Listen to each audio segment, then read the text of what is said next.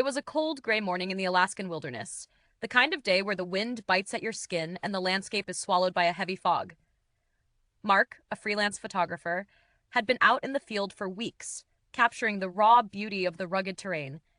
He was alone, surrounded by nothing but towering mountains and the endless expanse of snow. But that morning, as he sat down to review the footage he had shot, something caught his eye, a flicker of motion in the corner of the frame. At first, he thought it was just a trick of the light, but as he rewound the clip, his pulse quickened. There, in the background, hovering above the snow-covered peaks, was a helicopter, one he would later come to recognize all too well. The very helicopter that would rescue him years later. Mark had been stranded in the wilderness, trapped by an unexpected snowstorm. For days, he had fought to survive, battling the elements, scavenging for food, and hoping for a miracle. Just as he had reached the brink of despair, the helicopter appeared, cutting through the storm and lifting him to safety.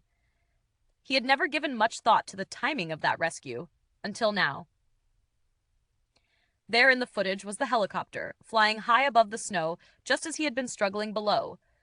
It was as if fate had been watching, capturing his desperation from a distance long before he knew he would need saving. His mind raced.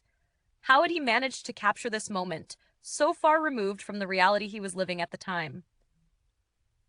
As the footage played on, Mark felt a chill that wasn't from the cold.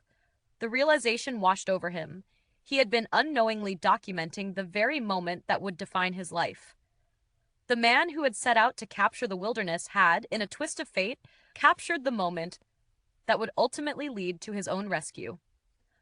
Mark leaned back in his chair, the weight of the moment sinking in. He had been given a second chance, a chance to live, to tell his story, and to remind others that sometimes life's most important moments are written in the background, waiting to be discovered. If you enjoyed this story, don't forget to like, share, and subscribe to help our channel grow.